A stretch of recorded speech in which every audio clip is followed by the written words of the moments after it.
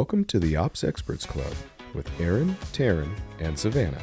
This podcast will take you behind the scenes of some of the finer details of multi-million-dollar companies. These ops experts have dealt with operations for scaling companies and well-established businesses with anywhere from small to large teams. If you've ever been deep into the details of a major company, then you know how much it takes, and these conversations are just for you. Welcome to the Ops Experts Club podcast.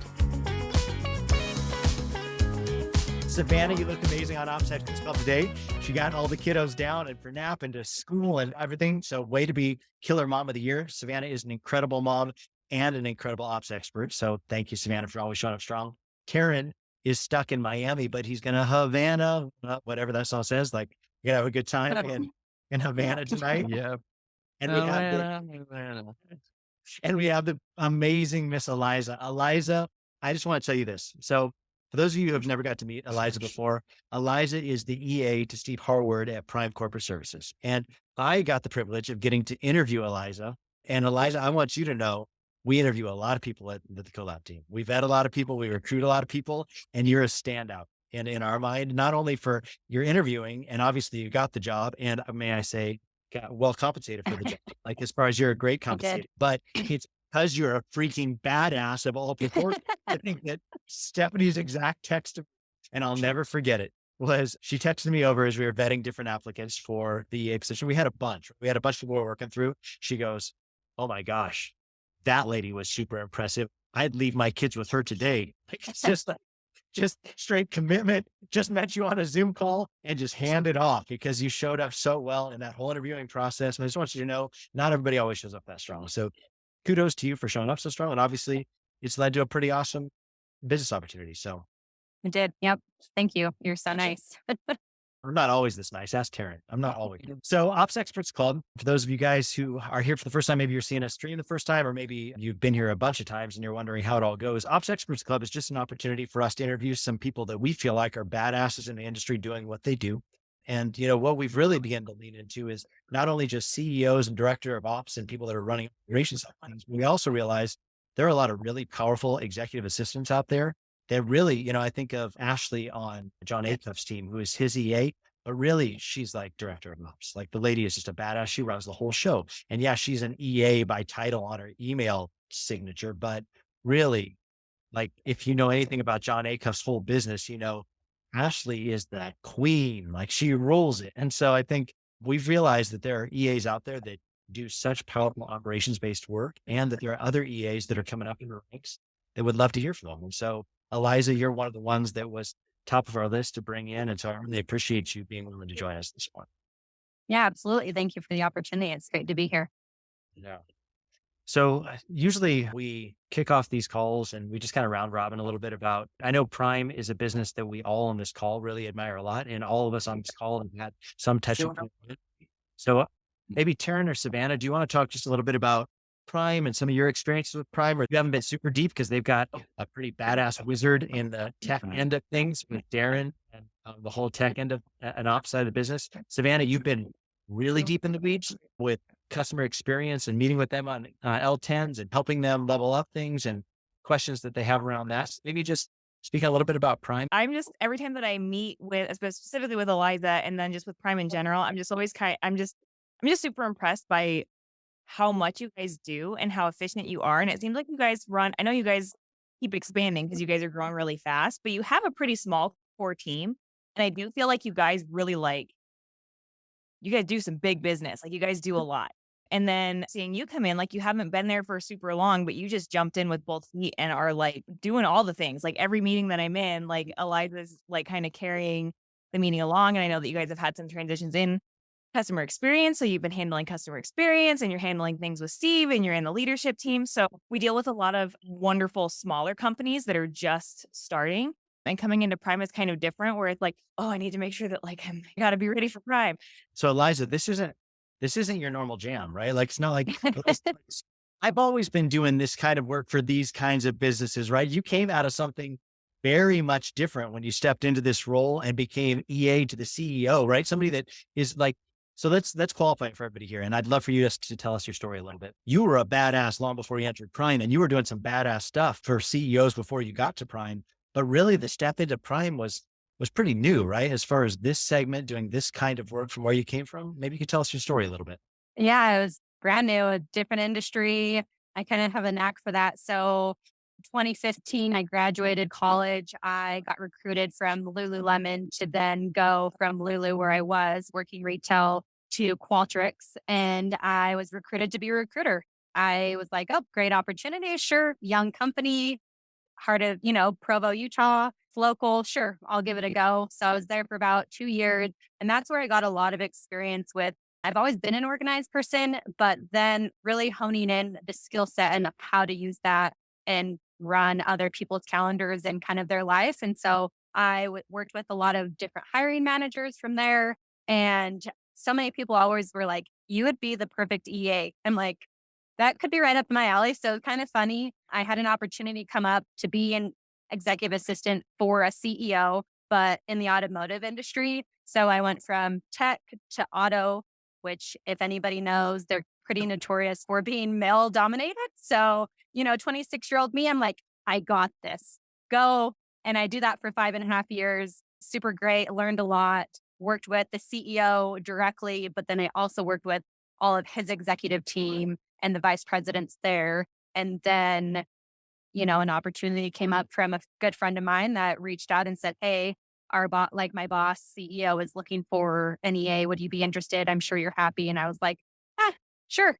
What do I have to lose to talk to someone? If you love it, like, why not? So I went from automotive to this online marketing space, which is vastly different and runs very, very fast, very, very similar to Qualtrics and the speed of how things are running and how we're growing. So it's pretty awesome. All of us on this call came out of some sort of brick and mortar into like the online space. I tell Taryn this all the time. I feel like for the first 2 years, I'm like, what the hell are we selling? What are we doing here? Because you come out of a retail environment, or for us, there was a lot of coffee on the Collab team, people working in coffee management and coffee operations for coffee chains.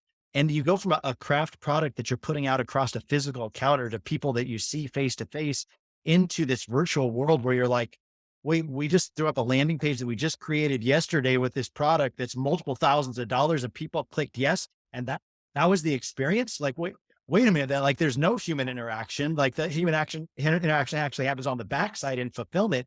And it's just a totally new muscle. Like, it's like, this is a much different. And for me, I think it's so theoretical a lot of times.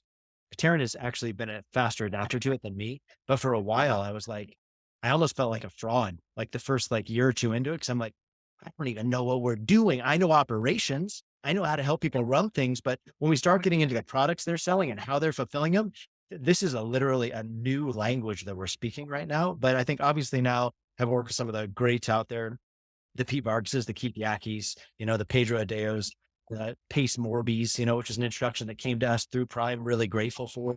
We've got to work with some great people selling online, but it's new, it's different. And Eliza, your journey is crazy because you came out of tech, you stepped into auto, which I feel like is probably pretty low tech, right? Like they're not like cutting edge. They were like, it was just funny when they were like, yeah, we're so fast paced for our industry. And I got there and I sat down and went from the future to like the dinosaur age. 1982. I was just like, I've never seen a screen like that. That is very, like the black screen, blue writing, and then the weird characters. I was like, why do we have that? I watch people all the time when I buy cars or lease cars or do whatever I do. And I watch the platforms they're built on. And I think, holy 1993, like we've got to get you guys on a different platform. And this should not take me 8 hours to buy a car. Right? I bought from you 3 years ago. You already have all my data. What could you possibly need from me? I'll sign it once. Paste that across the 12 pages you want me to go through meticulously and click and sign and click and sign. Like, it's obviously a much different tech game. And so kudos to you for such adaptability from retail to tech to cars to now something so amazing as Prime. And even Prime, I feel like they're pretty cutting edge with the way they're using Salesforce. Taryn, I don't know if you had something you want to say about it. I know you were leaning in.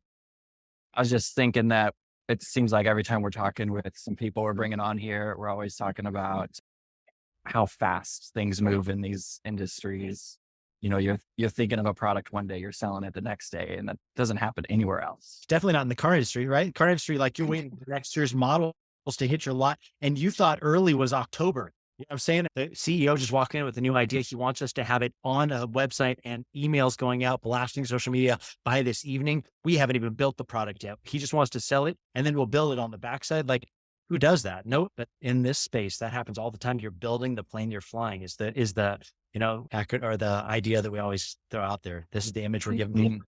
I know the plane's in the air. Somebody get on that wing. Otherwise, this isn't going to go well. Like we need to make sure we land. So. But Eliza, yours is kind of like Prime in general, kind of different in that aspect where you have a visionary like Steve, who is very energetic and stuff, but you guys are kind of in a different space than some of the other like entrepreneurs that are just rolling out products. Cause so much of what you guys do deals with like legality and so much more like paperwork. Have you, Lance, right? Yeah.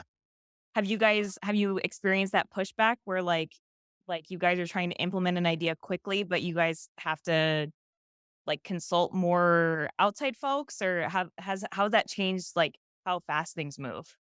Yeah, I think it just depends on the situation, but a lot of it is, hey, Steve, visionary, has all these ideas, and it's usually like reining it back, like, hey, we actually need to stay here. We need to stay focused. If we do this, you have all these ideas, but like we need to get these honed in first to be able to do all of that. And it will be a lot less painful if we implement the first, the steps and the path to do that. And it's so hard for not just him, but like other leaders in general. They just are like, well, we want to do it tomorrow. It's like, great, but like we do have to cross our T's and dot our I's so we don't run into issues later and like a few months later, weeks later.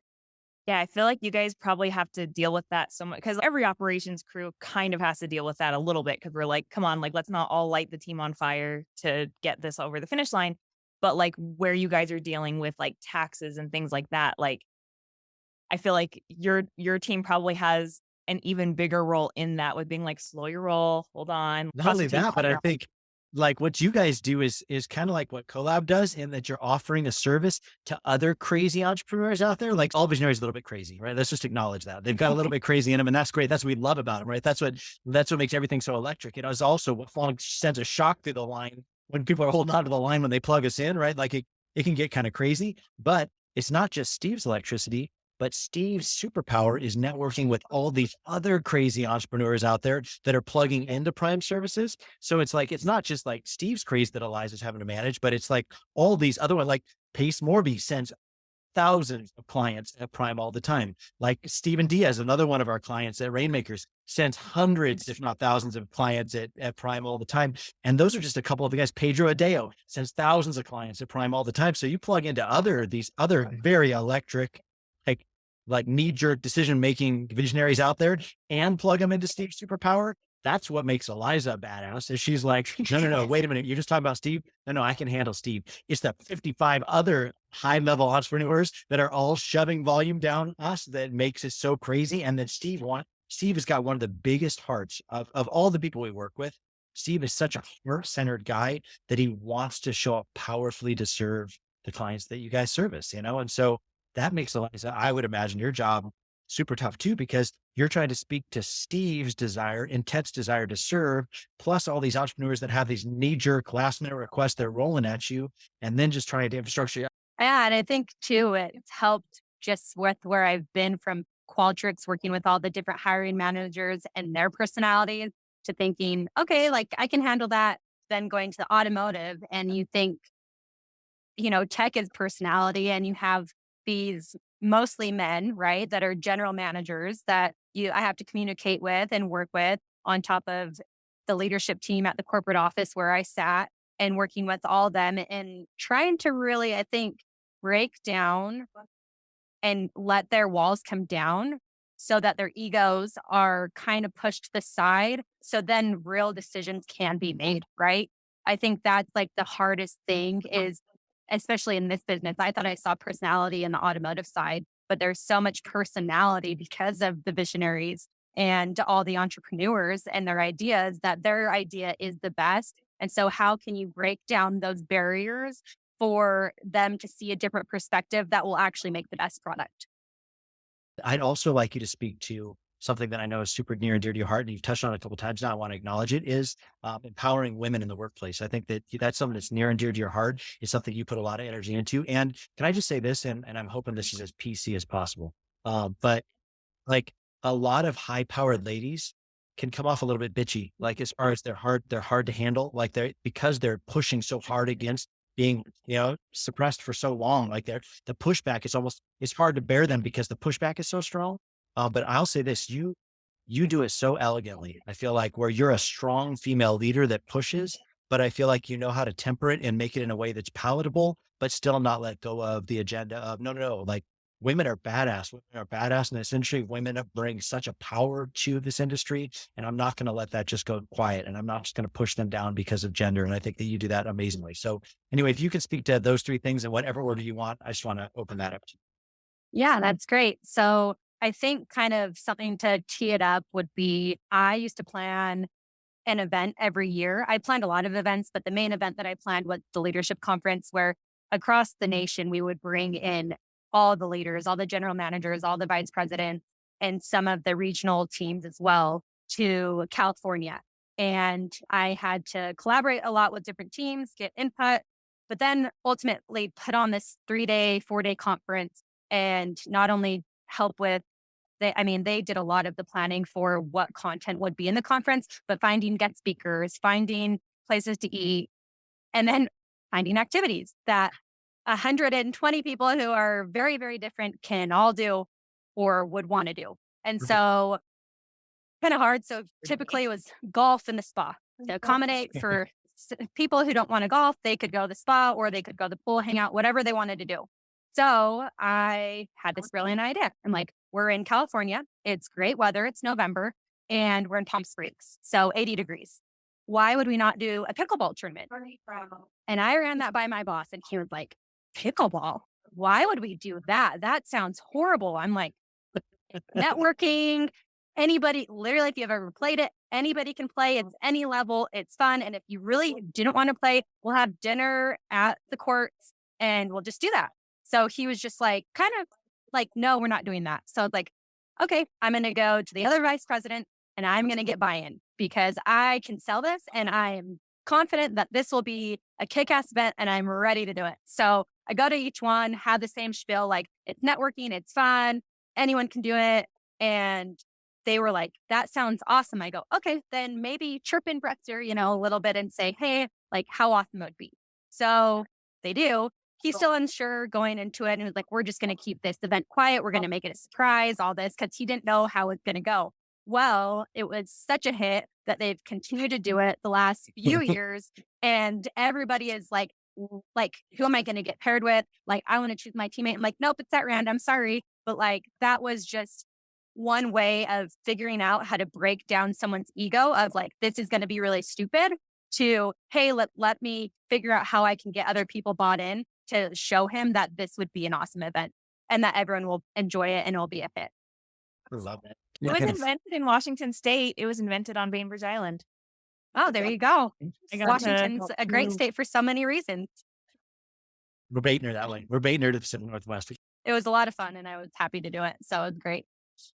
But kind of going back to the other question, I think it was the biggest hurdle, which also ties into my passion for women's empowerment, is being in a male dominated space for the bulk of my career. I was there for 5.5 years and 19% of 5,000 employees, so 950 were female. Wow. Which is very, very minor. And so you can imagine just not fitting in and not being heard or even having a voice to be able to speak up very often. And when you do, people kind of look at you like, whoa, okay, that's all right. And then kind of dismissive and moved on. And so as someone who's really outspoken, as Aaron and the team knows, like I don't shy away a lot. I was very quiet for 5.5 years, which is very weird. And so I think the biggest lesson I learned from being there was being your own advocate, whether you're female, whether you're a man, or of any other diverse background.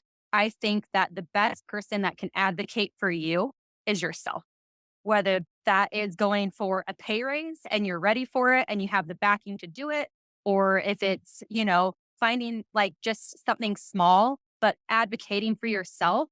And I would also say, if you're ever at a table and you see something where someone's being dismissed or they didn't get to finish their train of thought, or even worse, someone said something, it wasn't listened to, and then someone else that was listened to said the exact same thing and gets credit for it, point it out, call it out, stand up and use your voice because that is very, very powerful and it can change the trajectory of a lot of people's careers. So good. Really. So good. I know, Savannah, you being mom, like I think that we talked about this a little bit a couple of weeks back. I got you choked up, so I'm not going there again because I got choked up in the middle of the call. But I think that the mom and ladies, like you juggle so many things that men just take for granted. I mean, like that they're not feeling the weight of necessarily kids at home that they're responsible for or things at home they're responsible for, but they enter the workplace and then they're juggling the load of two things, right? Like showing up powerfully at work and still showing up powerfully at home. And not that dads have a lesser degree than mom at home, but still like mom, I think feels that weight just being mom more, like birthing these children, feeling more responsible. I'd say typically that now is something that moms carry. And just to see women show up powerfully in the workplace and knowing the powerhouse they are at home. So man, I feel like you really exampled that for Collab team in a powerful way of being a powerful mom at home. And every time you show up, people always make comments back to me of Savannah's a freaking badass. And I'm like, I know she is. She's like our hidden treasure because she only wants a certain amount of hours. So I don't want to put her in full limelight because everybody's like, I want Savannah. I want Savannah. I'm like, not everybody gets Savannah. We got to back that one down. But I think that I love that, Eliza, because I think like what you said is so true on highlighting the people for their skill set, their abilities, and not letting people fall in the shadows just because they don't match a gender profile that is like being raised up in an industry. Like I think you've done some great stuff and you've done some pretty powerful things. Do you want to talk about that for a minute? Yeah. So I was really passionate about, and still am, I'm very passionate about diversity and making workplace culture better for every single person who walks in the door, no matter what you look like. And that was a mission that I had at GARP where we started this series called the Women Empowerment Speaker Series. And it was for basically everybody, especially it sounds like it was just targeted for women only. And it was a good space that women could join. And it was on Zoom because we're nationwide. And so we would have a guest speaker come in and we had a committee. So I would lead one of those meetings. Another female leader would lead out with the guest speaker and introduce them and kind of do something similar where you go back and forth. It was live, but it was really cool because it created a shift. We did it every other month where women in the dealerships would come together and sit. And it was really cool to see the general managers buy in there was only one female general manager. All else, others were men. So out of the 62 rooftops, 61 are men. And it was cool to see the ones that really made it special for the females to be able to go into a conference space and sit down and come together and watch it as a team. And so that was really, really unique to watch that shift because as much as I could push and speak from the rooftops about how amazing women are and how much more it's needed to have more diversity in the company, it needed to come from the top. It always does, right? If the CEO doesn't have buy-in, if the leaders don't have buy-in, it's never going to trickle down. And so that was really the part where you had to get the buy-in was from the top. And it was cool if they would speak to it, what can happen. And I think that I created a ripple effect. I've heard a lot after I've been gone of what's happened there. And it's cool to see that like things take time. And that would be, if I would have stayed there, it would have been a career long 20, 30 plus year transformation just because that industry has been around for so long. But it's really cool to see how someone so small can make a difference. But you have to be willing to be passionate about it and really keep pressing when you know it's the right time. There's not, I mean, if you push, like, no, it's not always going to work. But like knowing and doing the research and backing it and speaking up when the times are right, it's kind of the niche you have to have. I think it's so powerful. So powerful. I think, thank you for sharing. Thank you for all that you do. I think that obviously so commendable. The things that you've done, you're so young, and yet you've done so many powerful things. And just kudos to you for where you've been. I'm excited to see you continue to grow on your trajectory with Prime. Yeah, because I don't think you're going to stop here. And you were clear on Steve with, hey, so I'll start with this and I'll do this for some time and I'll earn my space. But I want a bigger seat at the table at some point. I'm excited to see what that bigger seat at the table is. Yeah. And just thank you for joining us on Ops Experts Club, sharing with us your wisdom. So grateful for you. Looking forward to seeing you on our next L10 next week. Thank you so much. Absolutely. Thank you for the opportunity. It was great to be with y'all. Thanks, everybody. We'll see you next week. Thank you for tuning in to the Ops Experts Club podcast. New episodes available every week on Spotify, iTunes, and everywhere you listen to podcasts. If you're curious about how some of the biggest names in entrepreneurship have scaled their businesses to the next level, check out some of our best content on this topic by going to foundationsthatscale.com. You can find the link in our bio and do your part to improve as an ops expert.